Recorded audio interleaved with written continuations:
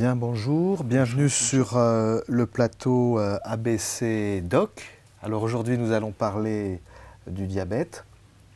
Pour en discuter, Madame Valérie Portet, qui est infirmière à la Riboisière et qui s'occupe des patients diabétiques.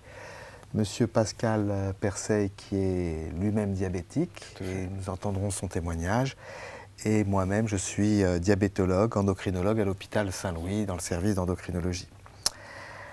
Alors, la première question à laquelle il faut répondre, c'est qu'est-ce que le diabète? Alors, je vais en dire un petit mot, et puis après, je vous donnerai la parole, et je vous remercie de réagir à ce que je vais dire. On est là pour interagir tous ensemble. Alors, le diabète, c'est une maladie qui est extrêmement fréquente, puisqu'il y a... En France, on estime plus de 3 millions de gens atteints de diabète. Sur ces 3 millions, il y a probablement 500 000 qui s'ignorent, qui ne savent pas qu'ils sont diabétiques. On peut en revenir tout à l'heure quand on parlera des symptômes. Le diabète se définit par une hyperglycémie chronique, c'est-à-dire c'est le taux de sucre dans le sang qui est trop élevé. Et vous savez que le sucre, c'est une molécule extrêmement réactive. C'est la raison pour laquelle notre cerveau, notre muscle, s'en sert comme substrat énergétique, puisque le glucose est capable de libérer l'énergie tout de suite. Alors la contrepartie, c'est que c'est une molécule qui est très toxique. Quand elle est en excès, ça se fixe partout, ça abîme les cellules, les protéines, et c'est pour ça que l'hyperglycémie chronique, avoir un taux de sucre augmenté au fur et à mesure, eh bien, ça fait des dégâts. Alors il y a deux gros types de diabète. Le principal type de diabète, c'est ce qu'on appelle le diabète de type 2, ou le diabète du sujet d'âge mûr, qui est le plus fréquent, c'est 90% des diabétiques. Il survient en général à l'âge de 50 ans.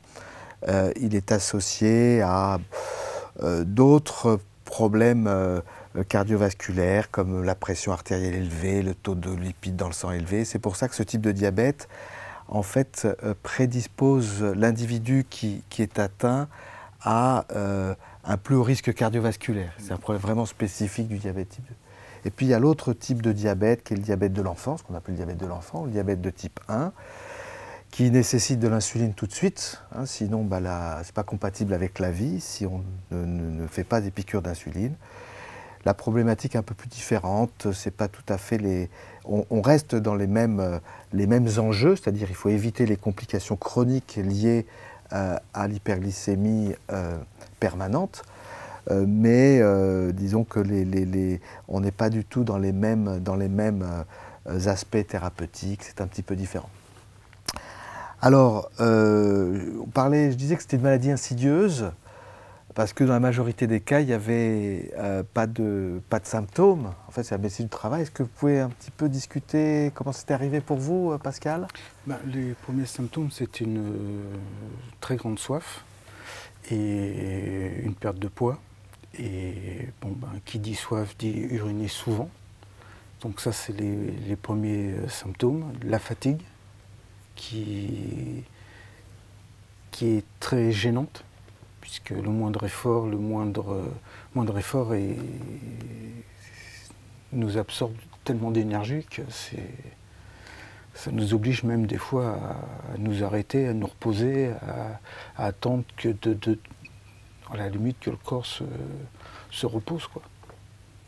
D'accord, donc en fait là, on a découvert votre diabète sur des signes d'hyperglycémie, parce que les symptômes que vous décrivez, c'est quand la glycémie est très élevée. On peut effectivement avoir des symptômes, soif, envie d'uriner, fatigue. Les symptômes sont assez rares dans le diabète de type 2. La majorité des diabétiques de type 2 sont découverts en général en médecine du travail quand on demande à faire, quand on fait une bandette urinaire et qu'on trouve du sucre. Valérie, vous voulez réagir? Non, mais c'est vrai que les trois quarts des patients à qui on découvre un diabète et qui sont hospitalisés chez nous, c'est les symptômes qu'ils décrivent. Mais après de longues années, probablement, où ils étaient diabétiques et qui ne se sentaient pas, ils ne se sentaient pas diabétiques. Souvent, le diabète devait préexister au moins 5 à 10 ans en arrière. Voilà, c'est ça le problème. Souvent, c'est ça le problème. C'est quand on découvre le diabète, quelquefois, il y a déjà des complications du diabète. Voilà. Alors, pourquoi on devient diabétique? Valérie, est-ce que vous répondez à cette question ou... Alors, pourquoi on devient diabétique? Parce que souvent, il y a des habitudes alimentaires, des habitudes de vie, où on ne fait plus attention, on ne marche plus, on mange un peu n'importe comment, beaucoup de grignotage. Je pense que ça n'aide pas dans la vie de tous les jours. Et je pense qu'on a oublié un peu ce que nous ont inculqué nos arrière-grands-parents, où on disait c'était 3 repas, il ne fallait pas en sauter, parce que de toute manière, on n'avait pas le choix. Il y a il y a une facilité, je pense, alimentaire, et puis on a une facilité de transport aussi, qui fait qu'on marche moins, on bouge moins. Je pense que ça n'aide pas. Enfin, moi, c'est ce que j'ai remarqué. On vous a parlé de toutes ces causes quand on vous a diagnostiqué diabétique? Oui, c'est-à-dire qu'il fallait une alimentation équilibrée, bouger, sport, marcher. Et déjà, ces 2 choses-là remédient à guérir, à soigner au moins le diabète, à réduire le traitement. D'accord, donc en fait, on voit là que c'est un peu le pilier du traitement du diabète, hein, c'est-à-dire de voir qu'il faut bouger, et puis il faut avoir une alimentation équilibrée pour permettre de contrôler son poids. Parce que quand on voit un peu quand on schématise un peu les causes du diabète, hein, le diabète de type 1 c'est un peu différent, c'est une maladie auto-immune, c'est une destruction des cellules du pancréas qui fabriquent l'insuline. Mais le diabète de type 2, on sait que c'est une maladie, c'est une interaction gène-environnement. Gène parce que c'est les chromosomes qu'on reçoit des parents, ce qui nous prédispose à être diabétique. Et puis si là-dessus, il y a un environnement exactement comme vous venez de dire, c'est-à-dire ce qu'on appelle la malbouffe, la sédentarité. Le stress aussi est une composante majeure, hein. D'ailleurs, la prévalence du diabète est beaucoup plus élevée dans les populations précaires, hein, chez les migrants, enfin chez les gens stressés.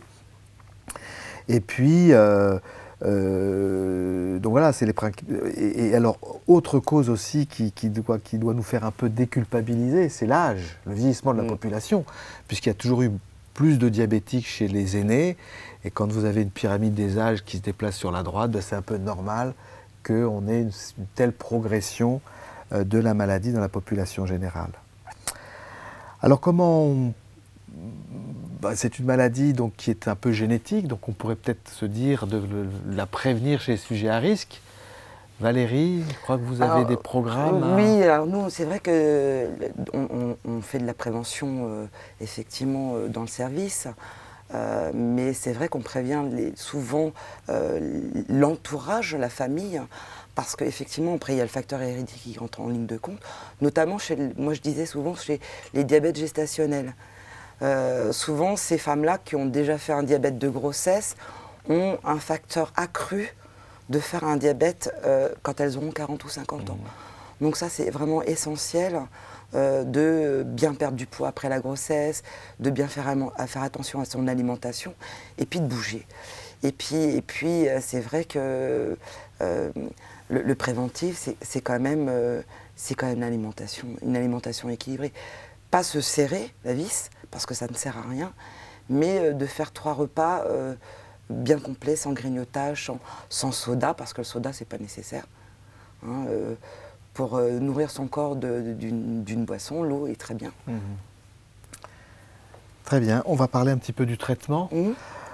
Alors le traitement, on en a déjà abordé, hein, le traitement du diabète, c'est modification du mode de vie, plus important. Hein, arriver à trouver une activité physique régulière, manger équilibré, chasser le gras, éviter le grignotage, contrôler son poids.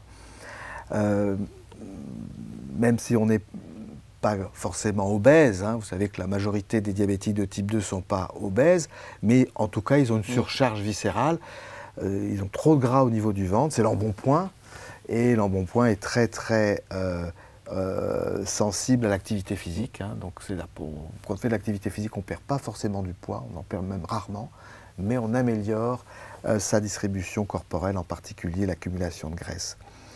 Et puis vient derrière des médicaments. Hein, alors on on a tendance à empiler les médicaments. On a à peu près 4 classes de médicaments oraux à notre disposition, avec des stratégies bien précises, qui est une stratégie qui reste une stratégie d'empilement. On en commence un, puis après 2, puis après 3. Et il faut savoir que le diabète est quand même une maladie qui évolue et que dans à peu près 20-25% des cas, on est obligé, même quand on est diabétique de type 2, c'est-à-dire qu'il n'y a pas le diabète de l'enfant, eh bien d'instaurer de l'insuline. Et ce n'est pas une punition, hein, c'est un bon moyen de contrôler la glycémie. Et les gens associent l'insuline à la gravité du diabète, ce qui n'est pas vrai. Simplement que l'insuline est le meilleur moyen d'améliorer le contrôle glycémique sans avoir les effets secondaires des médicaments. Tous les médicaments ont des effets secondaires. Alors à l'hôpital, hein, on est organisé pour recevoir et traiter les gens. On est organisé, que ce soit à la Riboisière ou à Saint-Louis, mais dans d'autres hôpitaux de la PHP. On a des structures d'hospitalisation conventionnelle qui nous permettent de régler des problèmes aigus, hein, on en parlera dans 5 minutes, des complications, et puis également qui nous permet de recevoir les patients eh bien, pour les éduquer, entre guillemets. Oui. Valérie, je vous laisse la parole. Oui, alors c'est vrai que quand on découvre un diabète, il y a un tas d'informations qu'on inculque aux patients, parce qu'il faut qu'ils soient au courant des tenants, des aboutissements, notamment de son traitement, et puis de se tourner vers l'avenir surtout, parce que le diabète, c'est pas comme une grippe, ça s'efface pas. Hein, et le diabète, malheureusement, c'est une étiquette qu'on a sur le front pendant de très longues années. Et on essaye, que ce soit à Saint-Louis ou à la Riboisière, par le biais de cours et de suivi d'éducation, de faire entrer le diabète dans le quotidien du patient. Voilà. Alors on donne des cours informels, hein, sur tout ce qui est la prise en charge, l'alimentation, qu'est-ce que c'est le diabète et les tenants, les aboutissants, et puis les suivis d'éducation thérapeutique qui sont faits par les médecins et par les infirmières d'éducation, qui permettent d'aider et d'être le soutien de ces patients par rapport à leur pathologie. Pascal, vous voulez intervenir sur les cours, sur la manière dont on vous a éduqué, accompagné? C'est-à-dire que l'infirmière en diabète, si vous voulez, heureusement qu'elle est là, c'est elle qui va nous aider à comprendre un peu déjà comment se servir. Bon, je vais parler de l'insuline, de savoir doser son insuline. Parce c'est vrai, quand on débute, on ne sait pas trop qu'est-ce qu'il faut faire. Est-ce qu'il faut augmenter? Est-ce qu'il faut baisser? Si on augmente, on fait des hypos. Si les doses d'insuline sont trop basses, on fait des hyperglycémies. Donc on a trop de sucre. Donc en fin de compte, on ne sait pas. Notre seule indication, c'est de se faire des glycémies, s'autopiquer pour voir notre taux de glycémie. Et à partir de là, en fonction de ça, tout au départ, voir avec l'infirmière pour qu'elle nous explique un peu s'il faut augmenter nos doses, s'il faut baisser nos doses.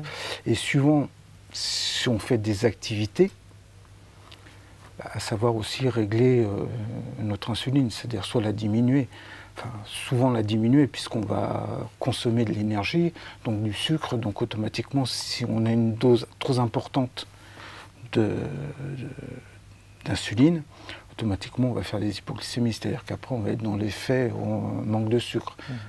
Donc ça sera une fatigue extrême, une faim incontrôlable à la limite.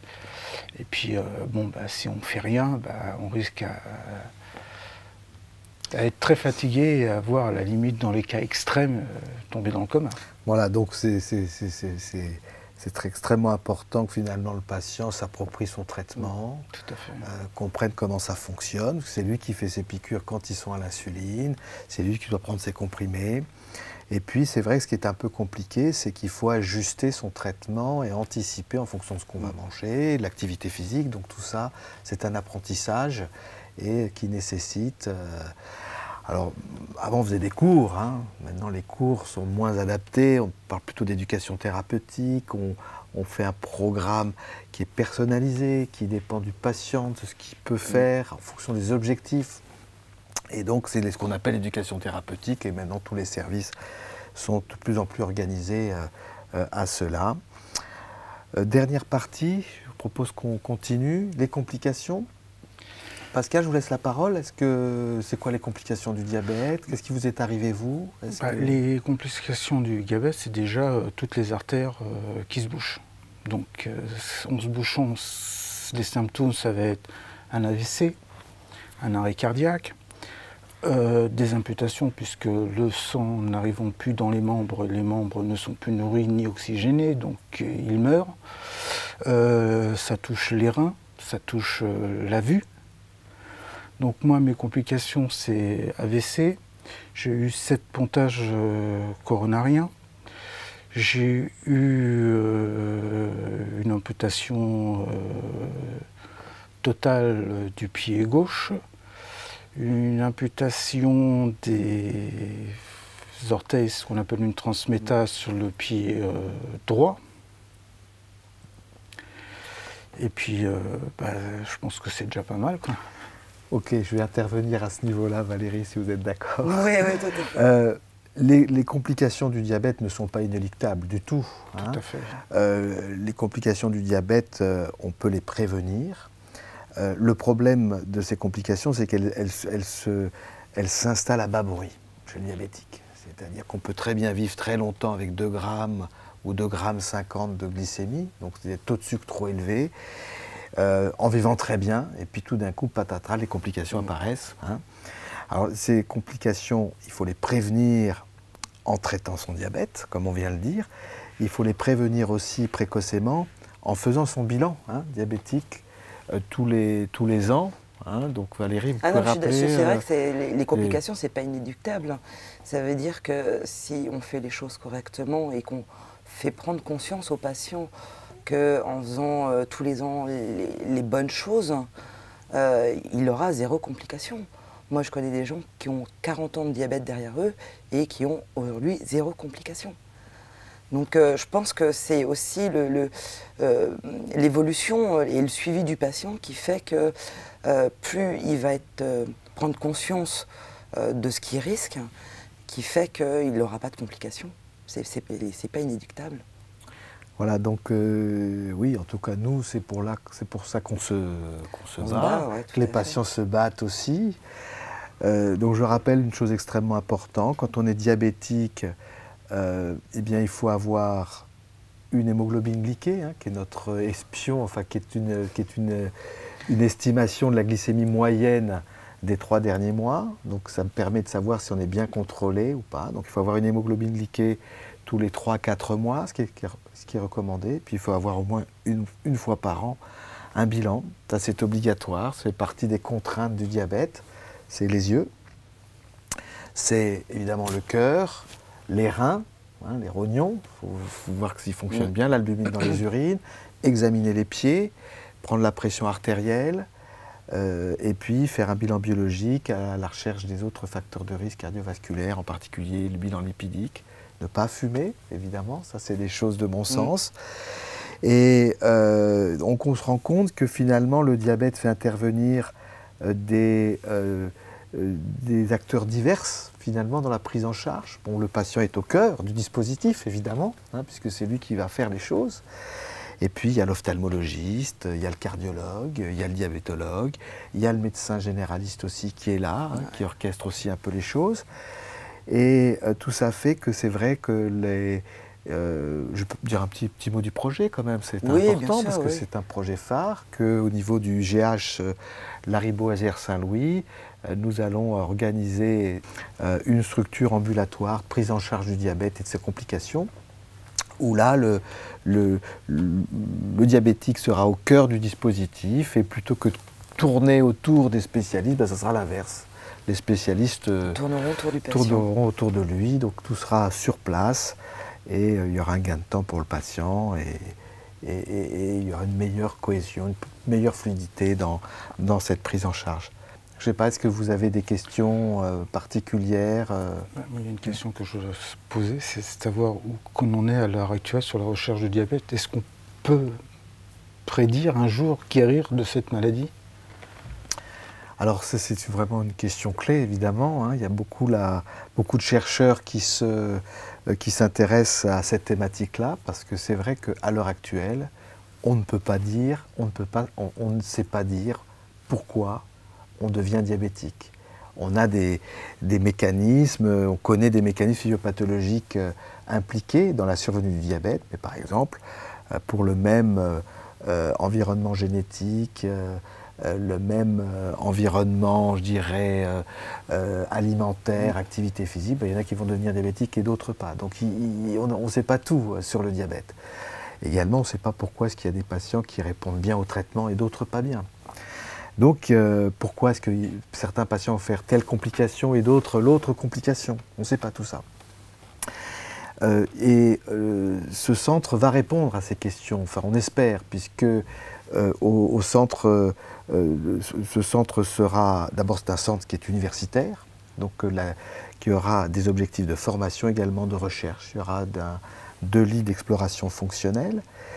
Et ce centre travaille en interface avec des unités INSERM, en particulier celle dans laquelle je travaille, qui est l'unité INSERM 872, et qui justement s'intéresse à l'implication de différents organes, le foie, le pancréas, le tissu adipeux, dans la survenue du diabète de type 2. Alors on va s'organiser justement dans ce centre pour ça. On proposera aux patients de faire partie d'un suivi de cohorte, c'est-à-dire de nous donner un peu de DNA, c'est-à-dire de chromosomes, un peu de sang, pour qu'on puisse après voir si on a des éléments prédicteurs d'une complication donnée ou de l'aggravation du diabète, par exemple. Tout ça est prévu dans ce centre universitaire des complications, enfin du diabète et de ses complications. Voilà, je vous propose de terminer cette émission à ce stade. Merci à Valérie, merci à Pascal pour d'avoir répondu à nos interrogations. Merci à vous tous d'avoir suivi cette émission ABC Doc. Au revoir à tous.